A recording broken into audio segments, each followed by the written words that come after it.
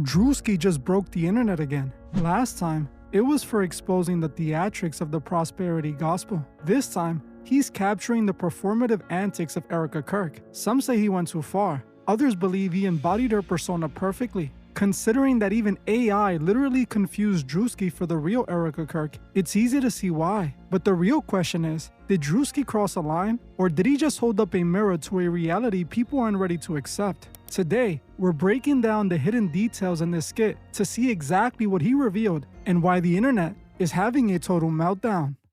In what ways have you grown closer to Jesus? I serve a righteous God, and that is why we say our prayers. We are all his children. But when I say children, I mean like the holy, blessed Trinity, which is why I hold the Bible. Many are calling for Druski to face repercussions for his parody of Erika Kirk. They claim he finally crossed the line and that his skit was distasteful and offensive. But the question is, are they mad because he was wrong or because they know he was right? Now, I understand why some think he's out of pocket. After what she went through, some feel she should be the last person he's joking about. But the reality is, she made herself a target with these over-the-top antics. You can't expect the public to feel your pain when you don't seem to feel it yourself. If you're walking out to events with music blasting and fireworks flying like it's the 4th of July, you aren't projecting grief. This skit was edgy at worst and quite accurate at best. Druski was only able to make this content because she performed it first. Let's go over the skit part by part so you can see what I mean. The skit starts with Druski hitting the stage dressed as Erika Kirk. He's in the mask, the wig, and those blue contacts. At a glance, he does look like a slightly heavier Erika. We see him dancing in front of sprinklers while music plays. This was a direct callback to the moment Erika walked out with a full pyrotechnics show, waving at the crowd and smiling like it was a sold-out show at the Garden. To many, it seemed too performative, and people quickly compared it to a WWE superstar's entrance. Druski embodied this to a T. The same personality shifts between smiling and frowning from one second to the next, and the over-the-top pyrotechnics and loud music that made it all feel like a concert. So, as ridiculous as this video is, it was a spot-on reenactment. In the next part, we see Druski at a press conference. He's asked about a serious global crisis, and he responds with a performative awe, and I'm praying for them. This was a call to Erika being asked the same question and basically responding the same way. That same performative overreaction comes off as disingenuous. He also did a specific hand gesture during this part, which I think is extremely important, and we will come back to that in a bit.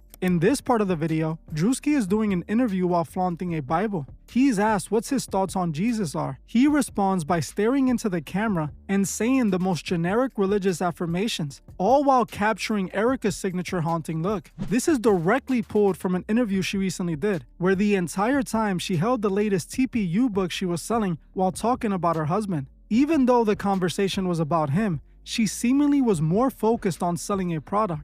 It's why people feel that Erika uses religion as a marketing ploy. The book she was promoting was literally called Stop in the Name of God. To many, her dramatic over-performances make her religious identity seem disingenuous, just like Druski embodied perfectly. Erika Kirk used the Bible and religion as a prop. She, like many leaders nowadays, sells a message instead of teaching it. This skit instantly reminded me of his last viral moment when he exposed the theatrics of the prosperity gospel. That was another moment where he again divided the people and sparked outrage. But like I said when I covered it, I couldn't be mad at Druski. If there weren't so many people guilty of commercializing the gospel, the skit wouldn't have hit so hard. It's the same way I feel about this Erika Kirk situation. If she wasn't out here turning this into the Erika Kirk show, Druski wouldn't have anything to parody. While some feel like this skit was an attack on faith, I feel like exposing wolves in sheep's clothing isn't an attack, it's a service. Now, it's time we talk about those hand gestures Druski made when he mentioned praying. Look at Druski's hand.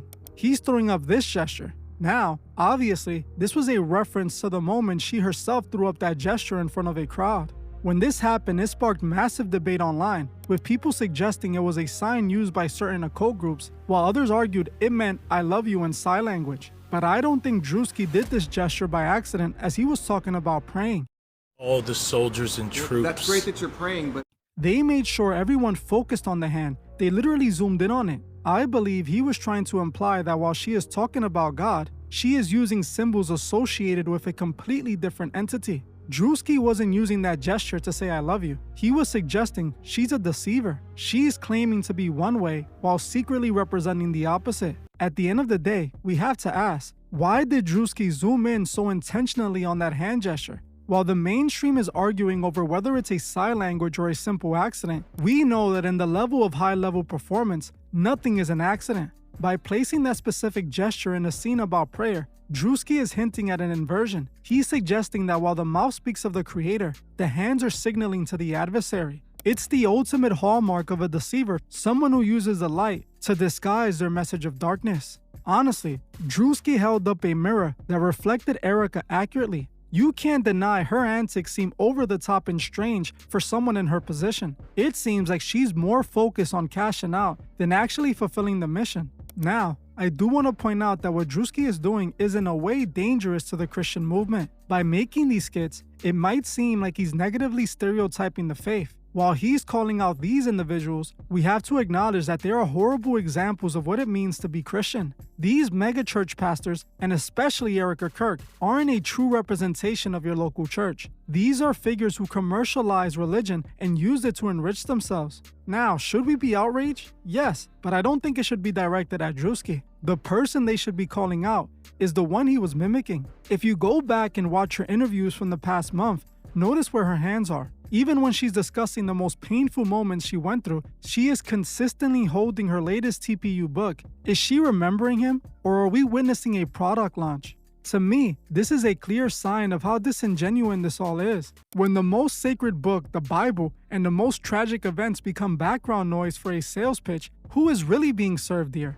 In the video, he's asked a simple question about faith, and instead of a genuine answer, he stares directly into the lens with that signature wide-eyed haunting look. It's a look that says, I'm not talking to you, I'm talking to the camera. This is a frame-by-frame mirror of Erika's recent media tour. Druski captured that haunting look because it represents the mass of the persona. It's that blank, over-rehearsed stare that many people find unsettling. It's the look of someone who has memorized a script so well they've lost the human emotion behind the words. In the skit, Druski's generic religious affirmations feel hollow because they are hollow, and that's the point. He's showing us that Erika has become the ultimate representative of the brand. Just like the mega church pastors he parodied in his January prosperity video, the message has been replaced by the marketing. They aren't teaching the gospel, they're selling an identity. And as we saw in that previous skit where he was literally floating on wires in designer clothes, the more theatrical the presentation, the more you should look for what's being hidden behind the curtain.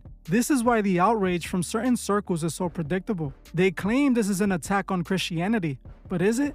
Or is it an attack on the commercialization of Christianity? I've always said that exposing a wolf in sheep's clothing isn't an act of hate, it's a service to the flock. If you're a person of faith, you should be more offended by a leader using the Bible as a stage prop than by a comedian pointing it out. Druski is using his platform to hold up a mirror to the performative antics that have taken over the faith. While he's clearly not doing it for the right reasons, we can't deny the reality of it all. It's only possible because we allow this. We support people like this. He's showing us that in 2026, the lines between a church, a political rally, and a WWE entrance have completely blurred. Erika Kirk isn't just a CEO. She's become a symbol of this new reality TV version of leadership where the fireworks matter more than the truth. Druski is simply the one who doesn't care about the backlash of making fun of it. This isn't just about Erika Kirk. This is about the serious problem in our modern church leadership. Whether it's a megachurch pastor floating on wires in designer gear, or a political CEO using a tragedy in religion to launch a media brand, the pattern is identical. They create a uniform of faith to bypass your discernment. They know that if they hold a Bible and mention God, many will stop looking at their actions and defend them no matter what. If these figures weren't so committed to that performance, the parody wouldn't exist. You can't mock a grieving widow, but you can mock a brand that uses grief as a marketing strategy. We are living in a time where the mass has become the reality, and it takes someone like Druski to hold up a mirror to remind us that we're watching a show. So, I'll leave you with this. When you see these symbols being flashed on your screen, are you seeing a message of love, or are you seeing the signature of a deceiver? I want to know what you guys think. Was Druski wrong for this skit, or is Erika Kirk wrong for the way she's been representing herself? Because to me, this all became about business when she started using tragedy as a marketing tool. But Erika isn't the only one who might be deceiving her followers. It seems Kanye just confirmed he was playing his fans the whole time. They thought he was fighting the system and trying to protect his children, but it turns out he was only trying to get a better music contract for him and his daughter. If you want to know more about Kanye's price for his 2026 comeback, make sure to watch this video right now. Also, if you're interested in videos that go a step further in revealing the truth without the fear of censorship, consider checking out my Patreon. I just released a new video where I reveal my thoughts on the stuff happening in the world right now. Trust me when I tell you, you don't want to miss this episode. You can find my Patreon in the description. And if you want to support unfiltered content, make sure to like this video and subscribe to join the truth movement. I want to thank you all for watching, and I'll see you guys in the next one.